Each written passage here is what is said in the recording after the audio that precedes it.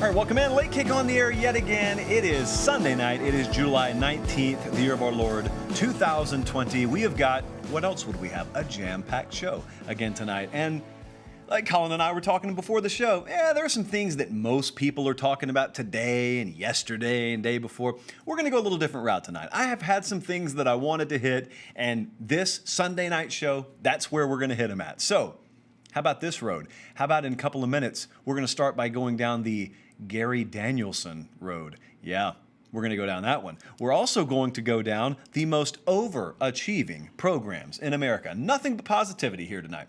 We talk underachievers all the time. How about some overachievers? I'm going to go some places you think I'll go, maybe at least one place that not only do I know you don't think I'll go, but I will get criticism for it because I've said this before about this program, and you disagreed with me then, but I stand on the merit behind my argument. Also, as I told you Thursday night, we're going to dive a little bit deeper. Bud Elliott and I were doing the Barton and Bud show, and no, my name's not Barton, but Barton just had another baby girl, so congratulations to him. Very delayed. It's been over a week now. Very delayed there. Congratulations to him. I was filling in, though, for him on his podcast with Bud Elliott, and we weren't planning on talking about Justin Fields and Jake Fromm. And way back when, 3 years ago now, Kirby Smart goes with Fromm, Fields exits stage right, goes to Columbus, Ohio. You know the rest. But we did go down that road, which led me to want to talk about it more. And I've seen some of the feedback from that episode. And so I want to address that tonight. I just want to revisit it. And there's some revisionist history that I want to dispel because I want to take, especially some of my Georgia buddies, I want to take you back to what we were all saying. Not necessarily we. Let me scratch that. What some people were saying at the time. So all that, as well as somebody trying to reign again on the hype train that is attempting to pull out of the station in Knoxville, Tennessee. So we've got a lot to get to. But we're going to lead it off tonight with not a young man, but a man who is nothing if not controversial. I personally don't understand the controversy, but yet I do understand the controversy. So I'm doing the Late Kick Extra podcast the other day, and there it is right there. Colin, I was telling you before the show, there it is. In the inbox, we have got several people. David, I just picked David's question out, but quite a few people over the span of the couple of months we've done that podcast have asked, hey, what you think about Gary Danielson? Hey, do you like Gary Danielson? David asked, why is it that everyone seems to be in unison in the SEC? Everyone hates each other, but yet there's one thing they agree on. No one seems to like Gary Danielson. Okay, well, let's go down this road. Gary Danielson, if you don't know, is the one on the right there. He is the analyst, the lead analyst for the CBS Game of the Week on SEC, has been for a while. So, everyone doesn't dislike Gary Danielson, just a majority of people who you hear from dislike him. Because I've spoken to people before about what they think about him, and I've had several people say, oh, he's fine, or, oh, I even like him. But those people aren't the ones who tend to run to a message board or a talk show or the YouTube chat and dispel their pleasure. Normally, you only really start speaking out about an analyst or a broadcaster when you don't like them. So by default, all the opinions you hear about Gary Danielson, most of them are negative. So let's go down the list. You can add on as you see fit. This is the list that I have aggregated about different reasons that people dislike Gary Danielson. Everyone I hear from thinks that he is biased towards or against something that you care about. He has arrogance. I'm going to address all these individually. The third is, he messes up names sometimes. And the fourth one is, he makes too many obvious statements. All right. I've heard all these, so let's go down this list. The bias is the one I want to address first. This one's the easiest to dispel. He doesn't care. And I know it because I don't really care either. I'm extremely passionate about the sport, don't get me wrong. But where I can identify with what people say about Gary Danielson on this front is, Colin, you know this, I've told you this before, we, doing this show, just in the short amount of time we've been at 24/7, we have been accused by some people of being both homers and haters simultaneously of like a dozen programs. By the end of this show tonight, we will be called Tennessee homers or Tennessee haters or Georgia homers and haters. Like whoever we talk about on the show, people find a way to hear whatever they want to hear. The way that I know that guys like Gary Danielson don't really care either way is because what they really want is they want a paycheck. That's the first thing they want. Secondly, they have the platform to be able to share with you whatever it is they think. But really, thirdly, once you get to that level, you understand it's a lot more about keeping as many people invested as possible. You don't want to alienate anyone. The last thing in the world you would do, even if you did hate a program, the last thing in the world you would do is espouse those viewpoints on live TV. That's not what's happening. And for everybody who, let's just pick a program, let's pick Auburn, for everyone who would claim, oh, this man hates Auburn, I could go and weave my way through a broadcast and get 15 examples of that broadcaster speaking glowingly about Auburn. So, and here's the other thing that I've experienced before. It used to happen in talk radio all the time. It's where you realize there is really no winning with some people. You'd make a statement that was not negative, it was just not glowing. Like if I didn't think a team was going to win a game, I would pick the team to lose the game, right? And then you would take calls and you would be accused of being a hater because there's no way you just don't think they're going to win the game. If you pick against them, it's got to be because you're a hater. But then a funny thing happens. The team loses the game. So you end up being right. Like there's no other way you could have framed it if you wanted to be right than saying that they were going to lose the game. Earpiece came out. So they end up losing the game, and then you hear from the same fans the next week, and they still maintain your hater status. So what do you really do there? So let's move to the second part, the arrogance. The arrogance is, to me, someone who just really doesn't mind how you feel about what they say.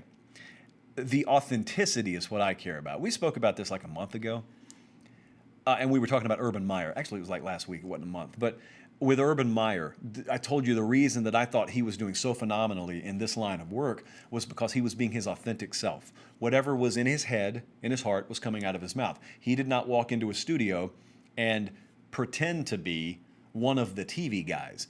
He is a college football coach who just so happens to be sitting at a broadcast booth or at a studio desk. So with Gary Danielson, for example, when I listened to him, I changed my mentality. This is what I was talking to Colin about before the show. I told him I changed my mentality on this like a decade ago. I used to just want a guy in the booth who said everything I agreed with. But then I realized I could go and listen to the home radio broadcast if I wanted that. On a national broadcast, I don't have to agree with everything you say. I just want to make sure that I know what you're saying you truly believe. You're truly being authentic. I could be pulling for Arkansas, and you could tell me that you think they'll struggle to hang within 3 touchdowns today. But if you give me tangible, logic-based reasons behind why you think what you think, even if I disagree with you, one of us is going to be right, one of us is going to be wrong, at least I know you're being authentic and you have an informed viewpoint. Because if you are a guy like Danielson, you actually played the game. You played in the NFL, you played in college, so you actually played the game. So I don't mind that either. I've changed my philosophy on that over the course of 10 years. I used to say all these things, is the reason this is so, I can identify with this so much. Now the names, this is the one I really wanted to hit. So in any broadcast, rarely are you going to execute a perfect broadcast where you pronounce every name the right way, every number, everything's right. Every hometown's pronounced the right way, especially in the South. So a lot of people who poke fun at formerly Vern Lundquist and currently Gary Danielson, they used to work together on the CBS SEC Game of the Week, there was a middle linebacker for Alabama named Orlando McCain, apparently. Now, in real life, you and I both know that's Rolando McClain. So that was a name that was commonly butchered, and there have been several. It's almost become a drinking game for those of you who take part in such activities as to which name is going to be butchered. This has never bothered me. This, to me, is not indicative at all of how well you understand the game. To me, it's indicative of being in a broadcast booth. Now, I have an unfair advantage here because I've been in them.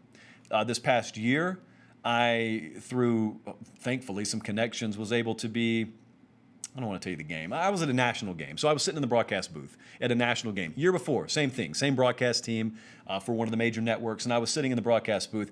I just wish people could experience that. I wish people could experience having one of these things. It's called an IFB, this earpiece, if you're listening on the podcast. Not having one of these and you're actually having a full headset on. And you have 2 different feeds coming, depending on which ear you're looking at. One's coming from a production truck. One is coming from your spotter. And they're talking. It's not like they shut up while the play's going on. It's just like doing local news. I did that for a long time. I anchored news for a long time. You got a producer that's in your ear. It is a flow. It is a conversation. You hear all the production cues being called. Shot, roll, 3, 2, 1, take. Tag on camera 4. All that stuff's happening in your ear. I don't care how experienced you are. You never really fully get used to that. In a football game, you got a roster in front of you of like 150 to 200 names that you're not all that familiar with like a fan is, and you got to memorize a new one each week, and you got a spotter in your ear, you got a production truck in your ear. It's a lot of times very chaotic. You're hearing the replay calls real time from the truck. They're letting you know what they're queuing up. All that's happening in your ear as you're on national TV trying to talk through things. And it's not pre-recorded. There's no dry run. You don't get to go back and say, all right, Colin, at the end of this show, I want to clip this, this, this, and this. It's live, baby. You just got to let it roll. And so you're going to mispronounce names every now and then. I swear to you, if I put you guys through that, you would mispronounce your mom's name every now and then. It's not that you don't know the roster. It's not that you don't know the names.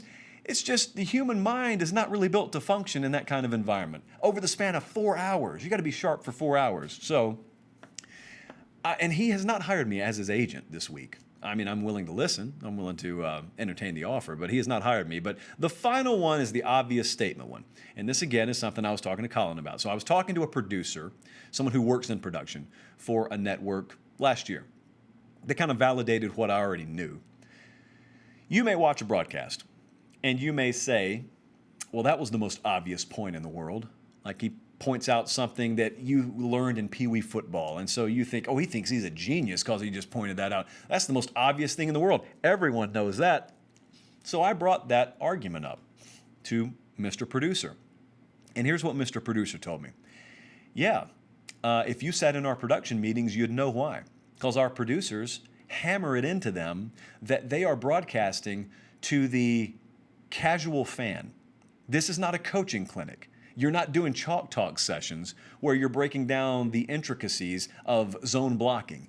You're not talking to that person. That's the fringe minority. People who have that much of an understanding of the game, they are the rarity. You're trying to reach the mass public. And so there are some concepts, very basic, of football that you have to explain over and over and over again. Perfect example. If you see a receiver go up for a fade route and they drag one toe, if I'm Gary Danielson, you know what I got to say? Even though I've said it a million times and I know a bunch of you already know it, here's what I got to say. I got to say, now remember, in the college game, you only have to have 1 foot in bounds. If you look at this replay, if this were the NFL, that wouldn't be a touchdown. But when they come back, they're going to overturn this because this is a touchdown because he's got 1 foot in. Now, you may say, okay, dude, you just made the point over and over again, and everyone already knows that. No, everyone doesn't know that. You and I know it.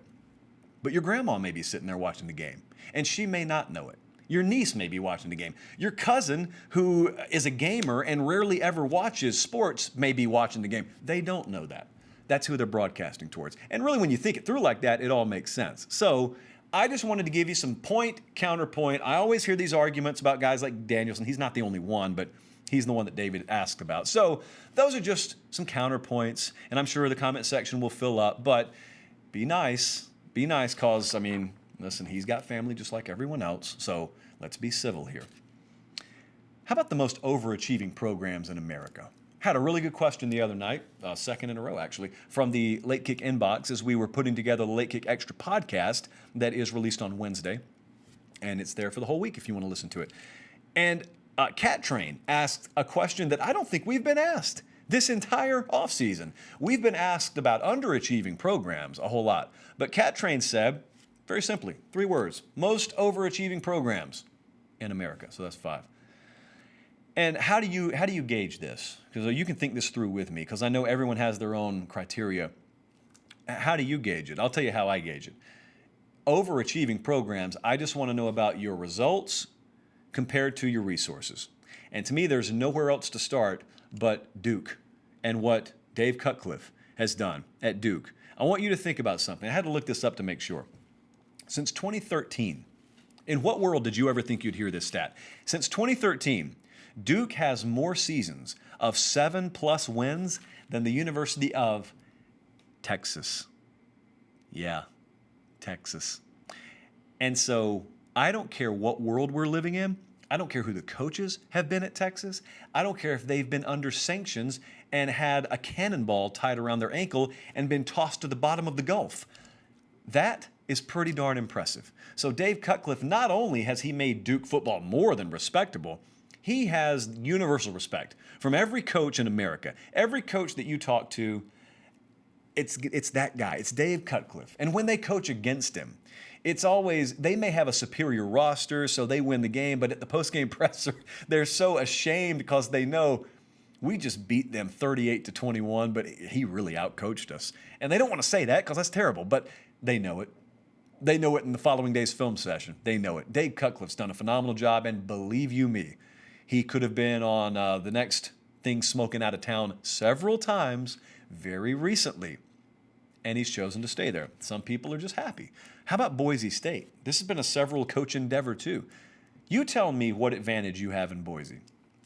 Sometimes programs exceed expectation or they fly well above the pack because they just have more resources relative to their competition. Boise is the opposite. And when Peterson really started that role out there, they were the opposite. They were competing against teams like Fresno State, for example. Fresno is in California. Boise's in the middle of Idaho. You should be at a disadvantage. Not only is it a level playing field, you should be at a disadvantage at Boise State. If you're trying to convince a kid to leave California and come to Idaho versus teams in California saying, hey, just stay home. Like, what do you think is going to win there more times than not? So you had to be going above and beyond, and you had to have such a culture in place that it overcame all that. And they built it, and now they've sustained it. And every year, they are a version of a contender. They may be a more serious contender some years than not, but there's no logical way to explain what they've been able to do unless you get down into the more granular level and you just understand. That's why all these coaches use the word culture. That's why every business uses the word culture. And it sounds so cliched and you think, oh, this is just a talking point. No, it's not. Because when you have it, most places don't have it, but when you find the rarity, the exception, where they do have culture, they got it at North Dakota State, for example. We could easily include them here. They got it at Boise. They got it at Boise State. This is what happens. It almost gets to the point where from the outside, you look at it and say, that seems like it'd be hard to screw up. No, they're just making it look that easy. Next up, Iowa State. Let's go to the Big 12. Iowa State, I've developed this fascination with Iowa State. 7-6. That was their record last year. And do you know what people called it? People had the audacity to either whisper it or outright say that it was a down year because people expected a little bit more. I'd be lying if I said I didn't expect a little bit more, but I'm certainly never going to call 7-6 a down year at Iowa State. They have. Matt Campbell has done a great job at this. They've established a well-defined brand, well-defined identity. The other night we were talking about the mood tracker for the ACC. And I said for Virginia Tech, everyone there wants to know the same thing. What is our identity? Like, how do people identify us coast to coast? They don't have that problem at Iowa State. Everyone knows what they're about.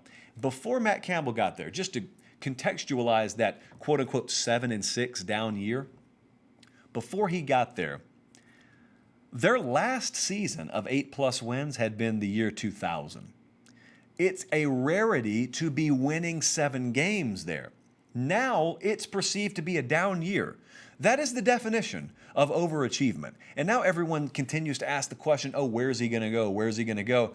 And it may ultimately be that he does leave there. But whether he leaves there or not, you take solace in the fact that as an Iowa State fan, as an Iowa State graduate, as an Iowa State student, you've either got a world-class head coach that's yours, or if he ever leaves, the overall stature of the program has been raised to the point where you may be able to attract legitimate candidates, the likes of which maybe you couldn't attract just a short generation ago. Now, here's the one I was going to bring up. This is an entirely different track. So don't identify this team or the reasons why I'm going to give you for this team with Duke or with Boise. But I'm going to mention Auburn to you. Hold your horses. Just settle down for a second. Here's the reason for Auburn. Think it through with me before you call it crazy. Auburn's got a bunch of resources. Auburn's got a big stadium. Auburn's got nice facilities. They've got all that stuff. I know that. Here's what else they have. Now, I want you to tell me what history suggests they should be.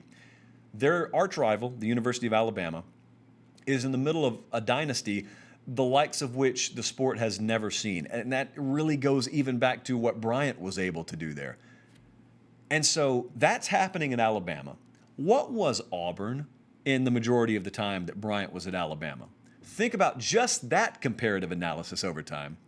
Then add this into the equation.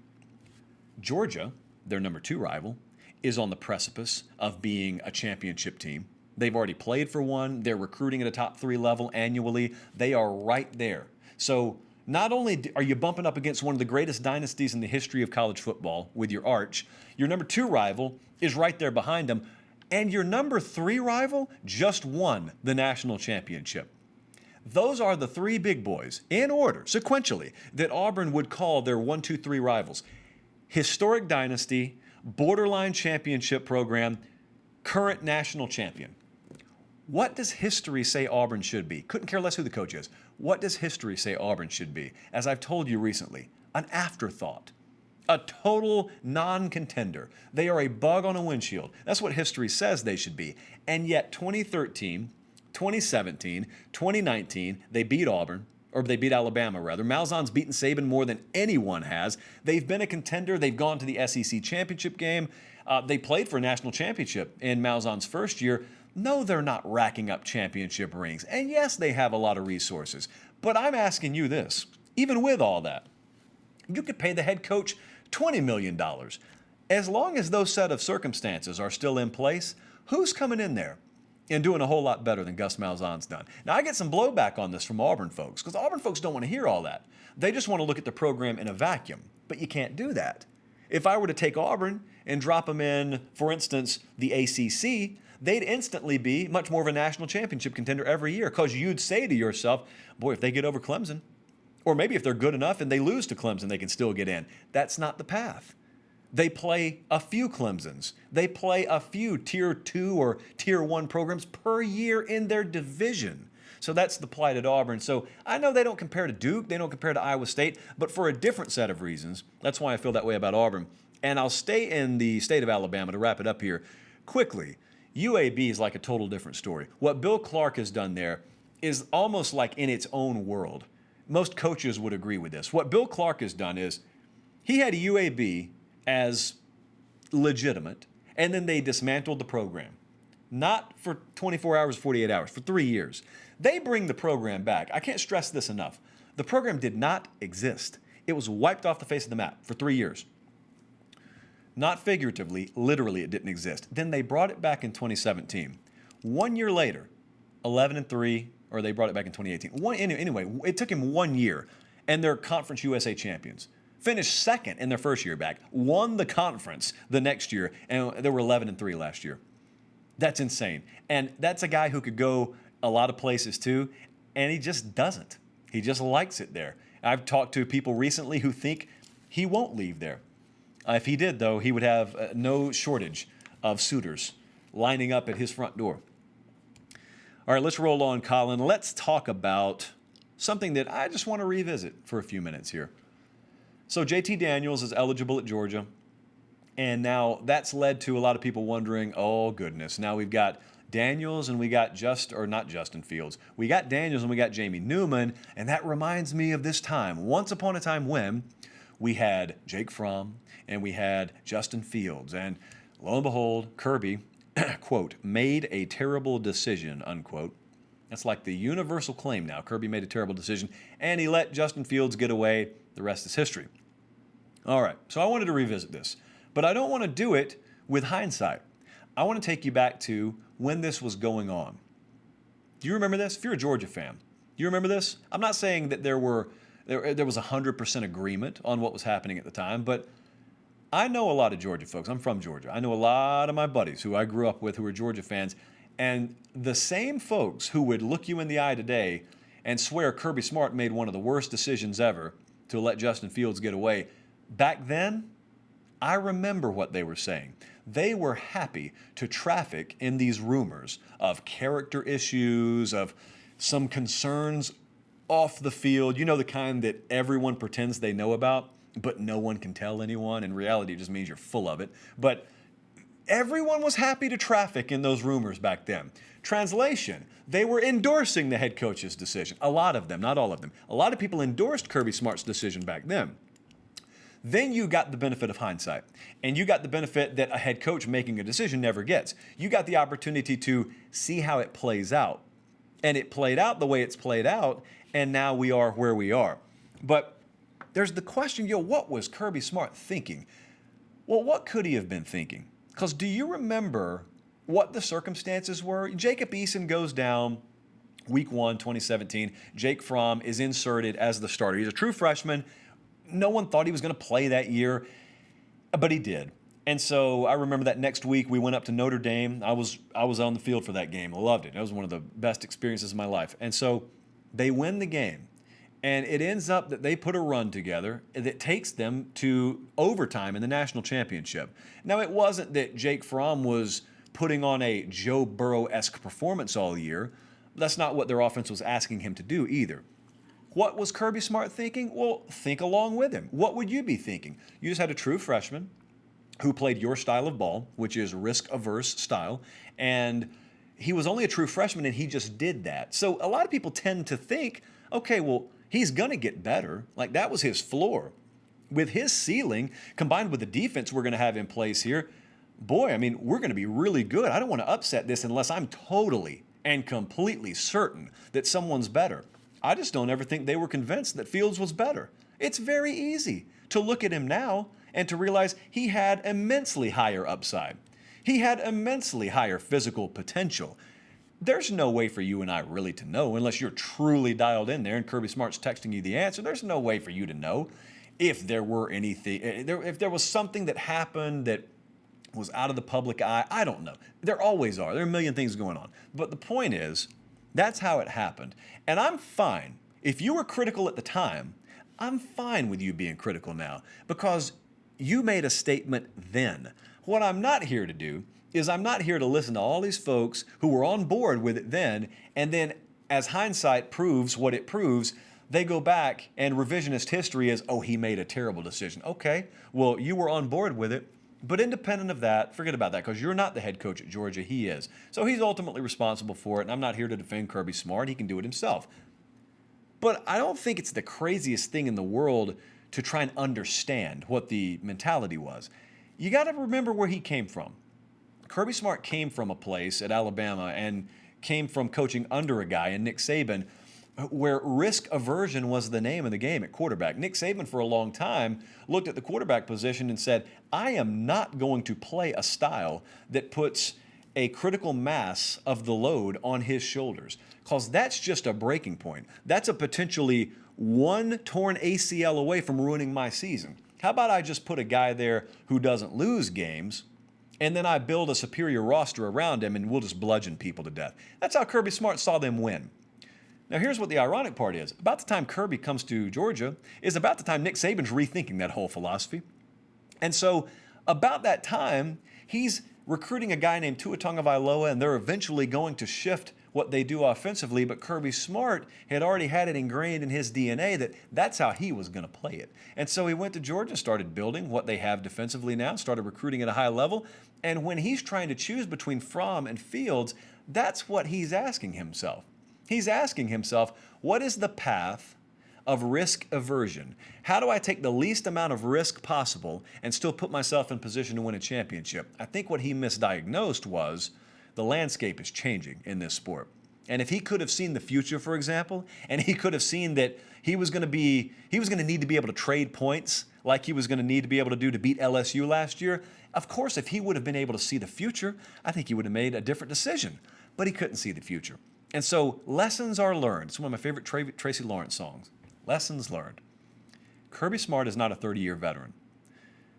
One of the many aspects that have changed about this sport is whereas you used to start at Toledo, and then you got a job at Illinois, and then you got a job at Arizona State, and then you got a job at Georgia, it used to work that way. And at Toledo, no disrespect, but at Toledo, you would cut your teeth there, and you would learn how to run an organization, and you would learn how to manage people, and you would make all your mistakes out of the bright spotlight And by the time you got the big boy job, you had 15 years experience under your belt as a head coach. And so there were just lessons that you had already learned. It's not the way it is for Kirby Smart. It's not the way it is for Lincoln Riley. It's not the way it is for several guys who are getting a shot at a much younger age than you used to. Well, here's the downside. You can't microwave those lessons. You can't speed it up. You still have to learn those kinds of lessons. What you see here is Kirby Smart learned a lesson that a generation ago he would have learned at Bowling Green. But now he learned it at the University of Georgia. That's one of the consequences. You have many rewards for him being your head coach right now. That's just one of the consequences. And you just deal with it and you move on. Now, the fortunate part is Georgia's going to have several more cracks at this thing. So I was talking Thursday night, and this is kind of what brought this on. I was talking Thursday night about some of my Georgia buddies who were saying, oh man, like we got now JT Daniels eligible. We got Jamie Newman, and I'm just worried it's going to be Fields-Fromm 2.0. I can tell you Kirby Smart doesn't think that way, but no one should be thinking that way. Even if you believe the wrong decision was made back then, what are you going to let one wrong decision keep you from ever putting yourself in position to choose from two talented players? Who in the world would think like that? I'll tell you who would think like that. Someone who wants to go play in the Meineke Car Care Bowl. That's who would think like that. And if Meineke wants to slap their sticker on the front of this laptop, I'll apologize for everything I just said. Let's wrap it up with this. We had a question from Stephen. Really, it was more of a statement. And Stephen said, here we go with the Tennessee hype again. It's overblown. Tennessee cannot recruit well enough. They don't have enough in-state talent. I wanted to address this. I think this is a pretty popular sentiment. People lazily, in my opinion, look at Tennessee and they say, because they don't have enough annual high school talent in their state, it's not Georgia, it's not Florida, it's not Texas, it's not California, since they don't have 4 and 5 stars on every street corner in the state, they'll never be able to compete. Now, my philosophy with Tennessee, I'll spell you out in a second, but let me just dispel this myth that you have to be parked in a loaded state, loaded from the standpoint of high school football talent in order to compete. It's garbage. Ohio State right now is sitting on 18 verbal commitments. 6 of them are from Ohio. Alabama has twice as many kids committed from the state of Florida as they do from the state of Alabama. Georgia signed the #1 class in the country this past cycle. 8 of 25 were from the state of Georgia. Clemson had the #3 team in America last year, guys. You know how many players in that #3 class in the nation were from South Carolina? 1. And I think it was Brent Venable's kid. So, well, what are we saying here? It seems to not be that big a problem for these programs. I don't think it's that big a problem for Tennessee. What Tennessee has to be able to do is they have to be able to have a viable product to sell. If I'm a 5-star caliber defensive end, I want to know that if I come to play for you, I got the same opportunities there that I'm going to have at Bama and Ohio State and Oklahoma and Clemson, because I got offers from them too. And what I want is I want to know that I'm going to be developed at the absolute highest level. And as long as I take care of my business and keep my nose clean, you're going to put me in the best position possible to succeed, and you're going to develop me to hopefully enjoy a future in the NFL. That's what I want. And if you can pitch me that at Tennessee, I don't care if I'm from Huntsville, Alabama or Chattanooga, Tennessee. I don't care about that imaginary border. I want to win. And the reality here, and there's data to back this up that I'm not going to bore you with tonight, but every year we see state boundaries mattering less and less as it relates to where kids are going to high school. The wrong way to think about it is, Tennessee doesn't have enough in-state talent, they're screwed. The right way to think about it is, draw a 6-hour radius around Tennessee, pretend like they're in a position where they can offer you everything that other programs can, and then ask yourself, what do I find if I draw that 6-hour radius around Knoxville? What do I find? You want to know what I find? I find myself into Ohio. I find myself up into Virginia, the Carolinas, most of Georgia, including the state of Atlanta, which we refer to it as for recruiting purposes, a lot of Alabama, and to be honest with you, I'm Jeremy Pruitt, so I can go into Mobile anytime I want to, even though it's not in that 6-hour radius. I can also get most of Tennessee. I've got a ton of talent in that geographical region. I don't care where my state boundaries are. If I go into Little Rock, Arkansas, or Charlotte, North Carolina, and I tell a kid, here's our brand, here's my vision, you really like it, you're attracted to it, I doubt he's saying, but coach, I can't cross that state line. The reason they're going to give you is, I can't come there because You just have not convinced me that you offer what Georgia offers. Once you overcome that, this whole in-state crop of talent, it's nice to have it. Make no mistake. It is a luxury to be able to reside in a state like Texas or California. It's not a necessity. Clemson's proving it right now. It's not a necessity. Ohio State's proving it right now. Alabama's proving it right now. It's not a necessity.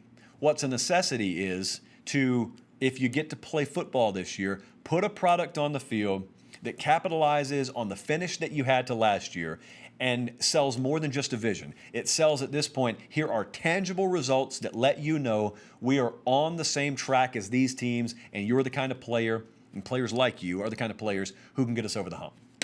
Jeremy Pruitt, feel free to use it. I charge you nothing, my friend. Because as we all know, Jeremy Pruitt needs help from me in recruiting.